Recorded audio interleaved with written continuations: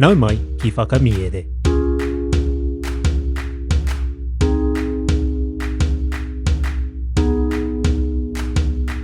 Nau mai ki whakamiere. Welcome to Whakamiere, our podcast where we share reo Māori translations of stories. This month's Paki Waitara takes us back once again ki te ururuatanga ki ngā tōtara whakahai. Well, maybe not to the tōtara whakahai, but to the oak trees of Te Ngahere Kotahiro Eka, alongside our dear friend Winnie Te Pū. Today, we're sharing Chapter 6 from the original Puka Puka, the story in which Eeyore has a birthday and gets 2 presents. If you've missed our previous Paki Winnie Te Pū, or just want to binge them, we have 5 other Paki Waitara waiting for you on Whakamiere completely ad-free. Just search Winnie Te Pū in your podcast app, or scroll back to episodes 6, 14, 40, 67 and 76. And if you'd like your own copy of this story, or any other Winnie Te Pū adventures, you can find them on our Patreon, no subscription needed. For the rest of Hepetema, we also have discounted Patreon access. I'll share more about that after today's kōrero. In the meantime, kia ara mai o taringa, kia hāna nā hoki te noho, whakarongo mai e hoa mā.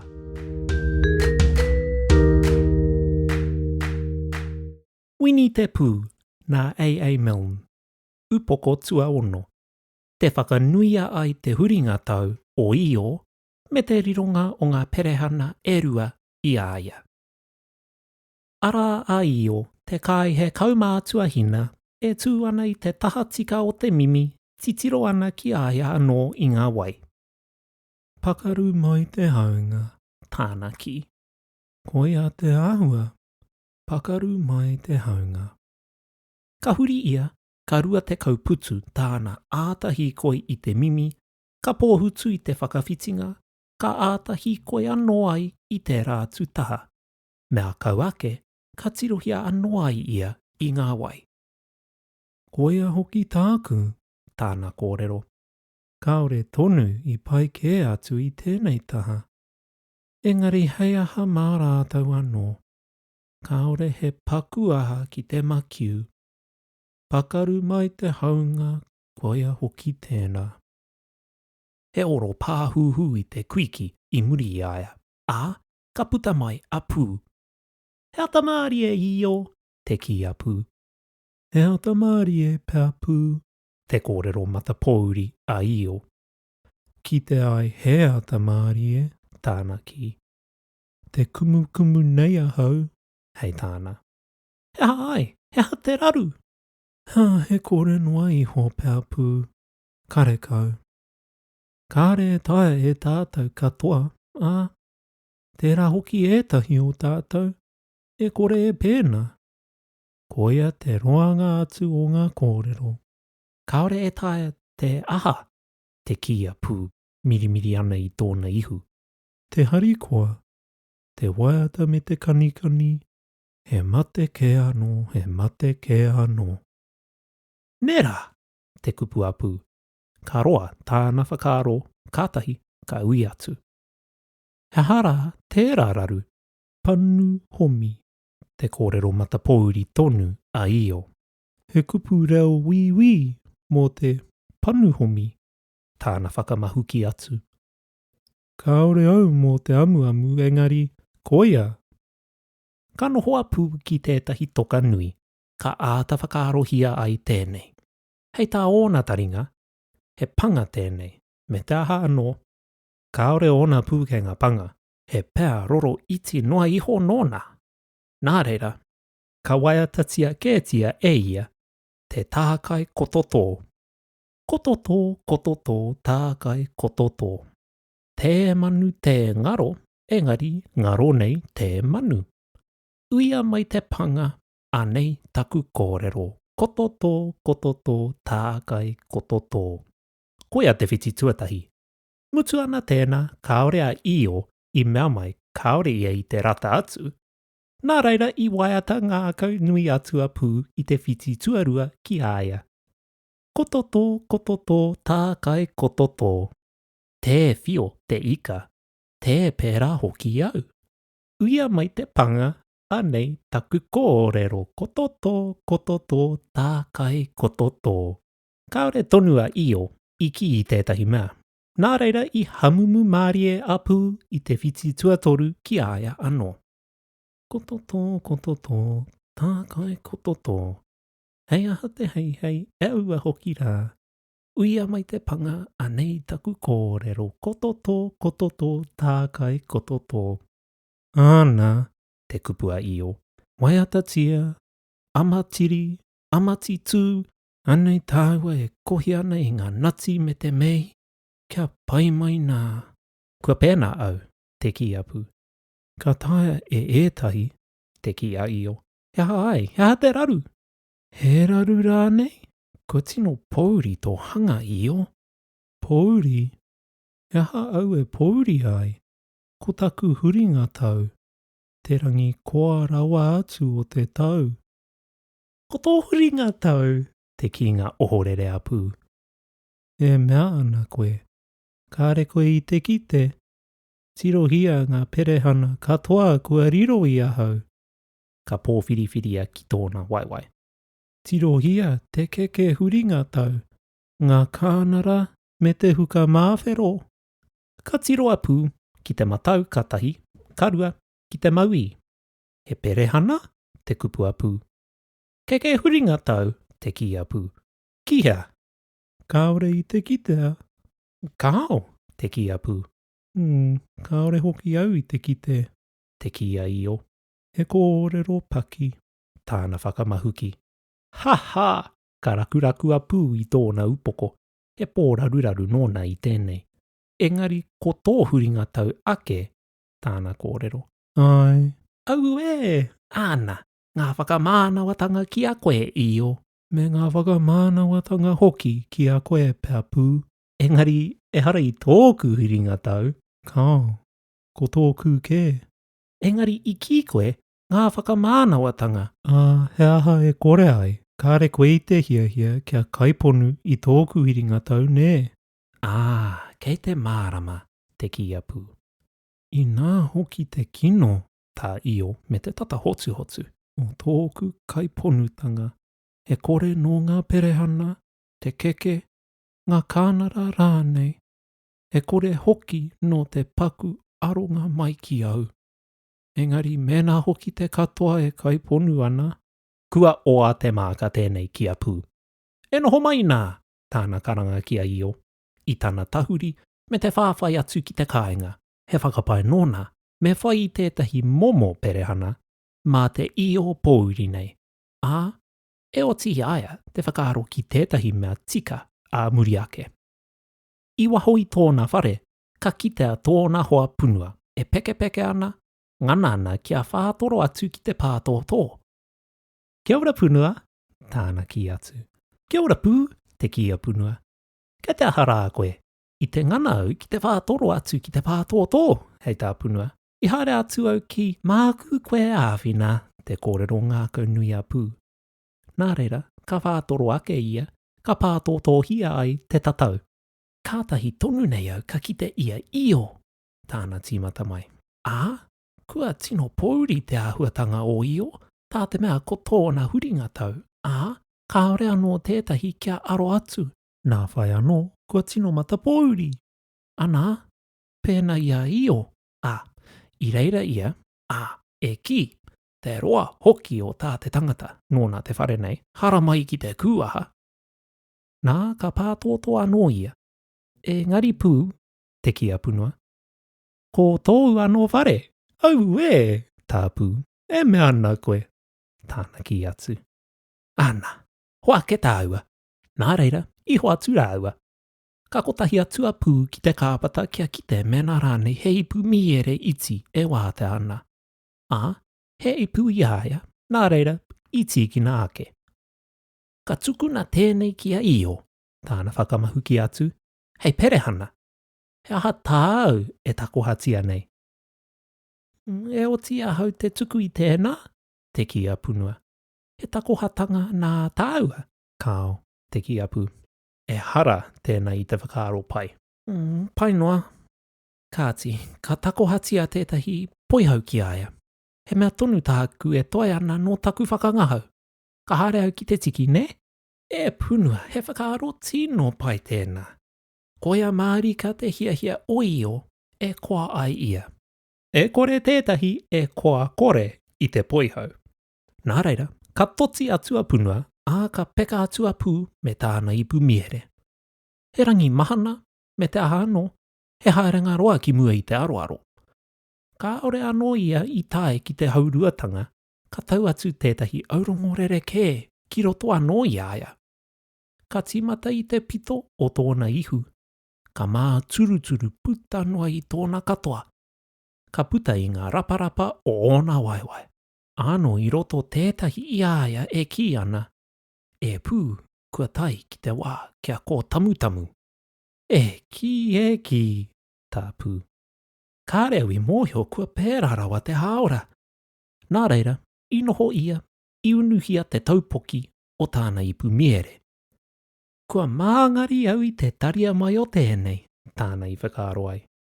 E hia kēnei ngā pā, kua puta atu i tētahi rangi mahana pēnei nā, te aro atu kē ona ki te tari hoki i tētahi o kākā. Nā, ka tīmata tana kainga. Kia tirohia e au, tōna whakaaro, i te mitimiti ngā whakamutunga āna, i te roto riro o te ipu. Kia au haere atu ai. Ana, ai, kia io. Ka āta ara ake ia. Kātahi, taro ake, ka maumahara. Kua kainga e ia, tā i o perehana huringa tau. Kātahi rā, tā pū. Me aharawa au. Me ho atu tētahi mea ki aia. He raro pō te he nā, kaore i oti i aia te whakaaro ki tētahi mea. Kātahi ka toko ake te whakaaro. Kāti, hei pūrawe tēnei, a hakua karekau ōna miere, a mena au e horo i kia mā, me te whai i tētahi kia tuhia te hari huringa tau ki tōna uhi, ka taia e io, te maka āna taonga, me te whai hua hoki pēr o tēnā. Nā reira, i tāna taenga ki te ngahere kotahi rau eka, ka tomo atu ki tō ruru, te nohia ai ia ki reira. E ata ai o ruru, tāna ki. E ata ai o pū, tā ruru. Ngā whakamānawatanga mo te huringa tau o io, te ki a pū. Nē, koia te rangi nei. E ha tāu e takoha nei ki aia ruru. He aha tāu e takoha nei ki aia pū.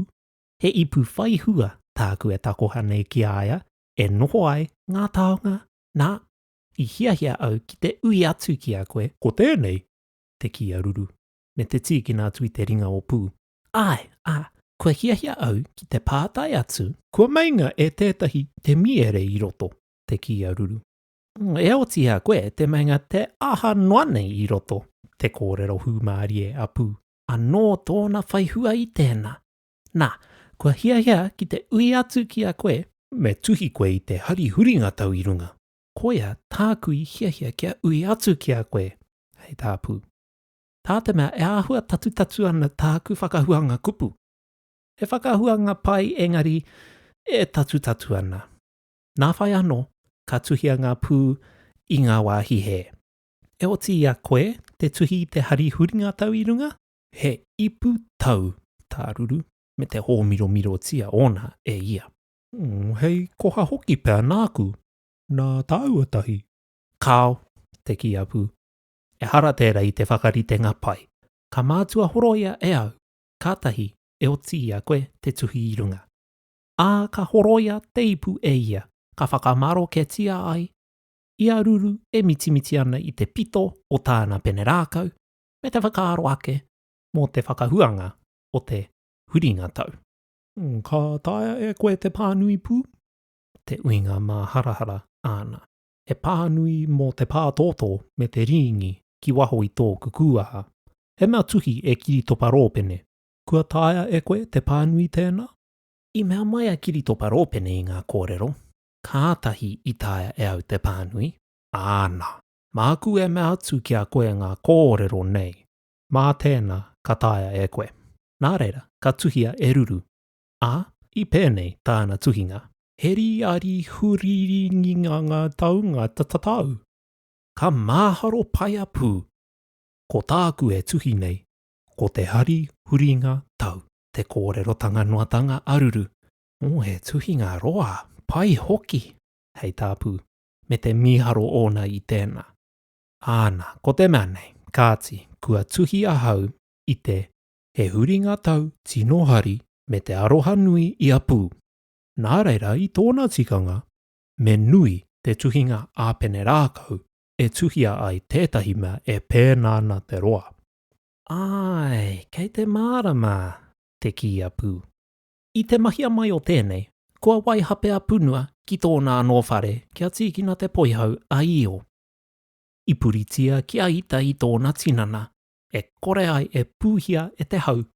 Kātahi, ka kakamara wātu tāna oma kia tai atu kia io I mua I a pū. He whakapai nōna, ka pai ake ki aia te takohatanga tuatahitanga I tētahi perehana. E ngia nōna anō tērā whakaaro, me te korenga I whaakina mai e tētahi atu. Ā, o mātu ana, whakaaro ana hoki ki te harikoa o io, kaore ia I matāra atu ki tāna e oma nei. Nā, ka ohorere te whiua o tōna waiwai ki tētahi rua rāpeti, ka rapahuki ki tōna kanohi. Pahū! Takoto kaua punua ki kō, whakaaro ana kua ahatia. Tuatahi mai, ka pōhehe ia kua pahū katoa te ao. Kātahi, ka pōhehe ia ko te wāhanga ngahere anake pēr I pēnā ai.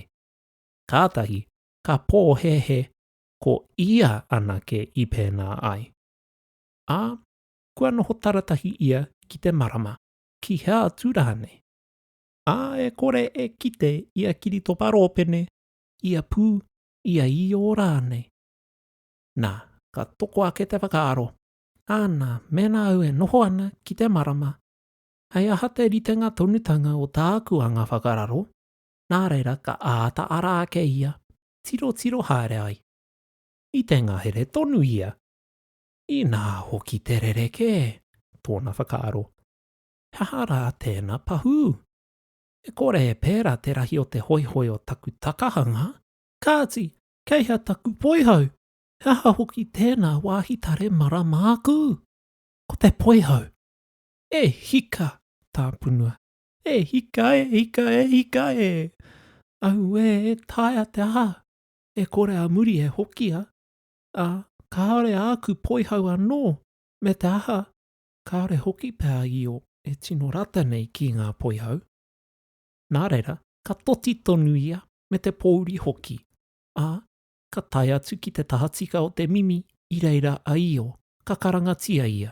He atamari e io, te hāparangi a punua. He atamari e punua paku, te ki a io. Mena rānei he atamari e, tāna kōrero. Te kumukumu nei ahau, hei tāna. Hei ahanoa tēnā, tāna ki. Ngā whakamānawatanga ki a koe, te kōrero a punua, me tāna whakatata atu. Ka tau tā io titiro ki āia I te mimi, ka huri kia tiro mākutu ki a punua. Kōrero mai anō tēnā, tāna ki atu. Ngā whakamāna taihoa ake, me te taurite ki ngā waiwai e toru, ka ātaneke atu I tōna waiwai tuawha ki tōna taringa. I pēnei au, I nanahi, tāna whakamahuki atu I te takahanga tuatorutanga ona. E ngāwari noa ana, e pai ake ai tāku rongo atu. Āna, koia. Kāti, he haoki tāu, ka panaia whakamua tōna taringa ki tōna matikuku. Ngā whakamānawatanga ki a koe, te kōrero anō a punua. Ki a hau? E mea na io? Mō tōku huringa tau? Ai, mō te huringa tau tūturu ōku? Ai io, kua taria mai e au, tētahi perehana māu. Ka unu ake a io I tōna matikuku matau, I tōna taringa matau. Ka huri, ka uaua tāna hiki ake I tōna matikuku maui. Me rongo au I tēnā, I tōku taringa anō, hei tāna. Āna. He perehana, te kōrero hoihoi a punua. He kōrero anō mōku. Ai, mō tōku huringa tau tonu, e mana io. Mō tōku anō huringa tau tūturu. Ai io, kua taria atu e au tētahi poihau. He poihau? Te kia io. I ki mai rānei koe, te poihau. Ko tētahi o ērā mea kahukura rahi ka whakakīngia ki te hā. Te harikoa, te waiata me te kanikani, kei wiwi, kei wāwā tātou.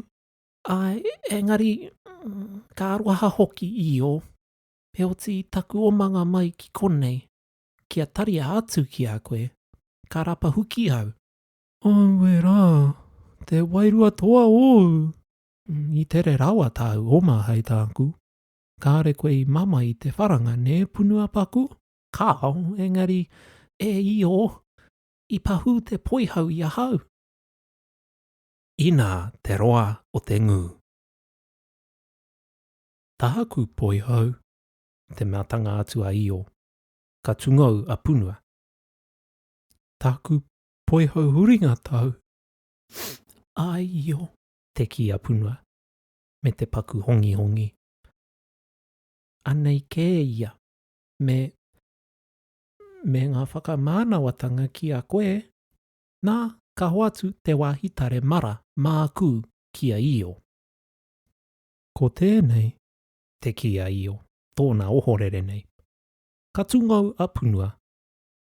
Ko tāku perehana. Ka tungau anō a punua.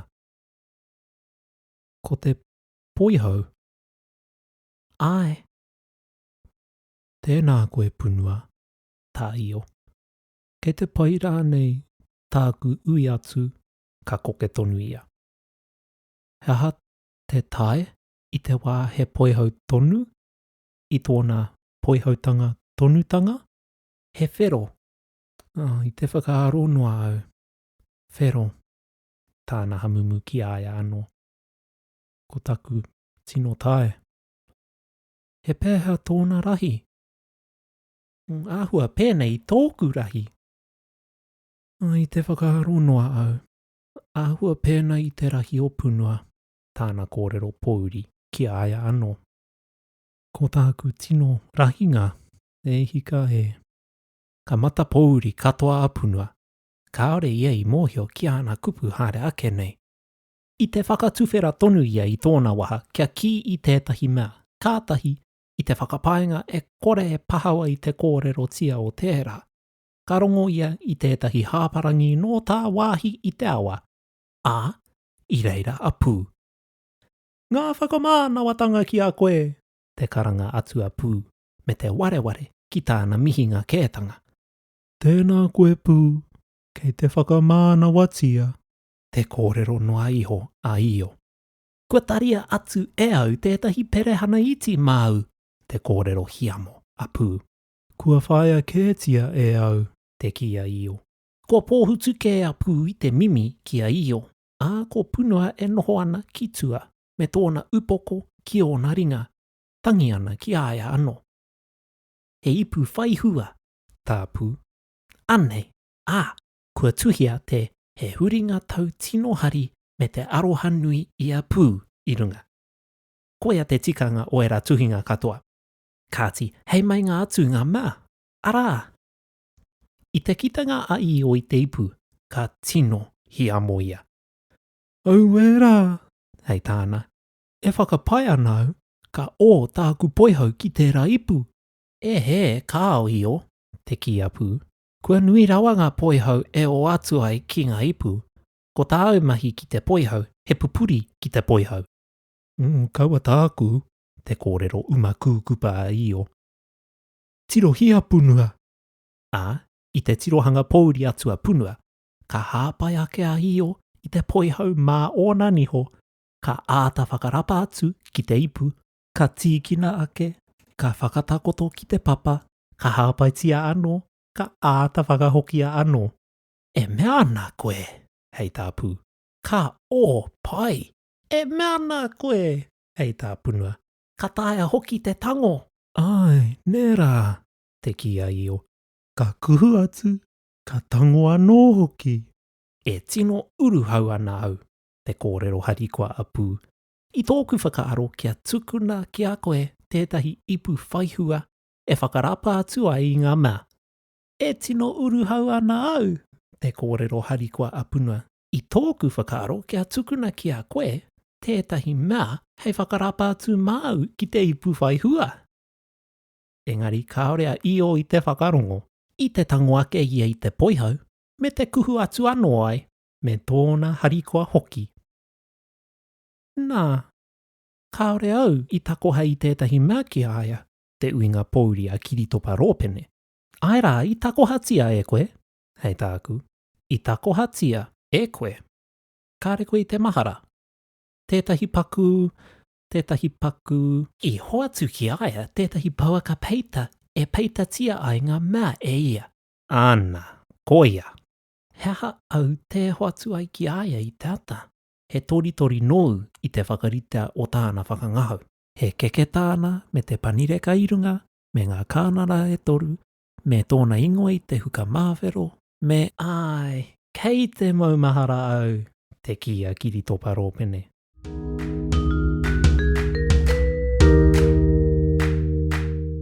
Tēnā rawa atu koe I whakarongo mai. Thank you so much for listening to Whakamiere. As mentioned at the start of today's episode, we have discounted Patreon access until the end of September.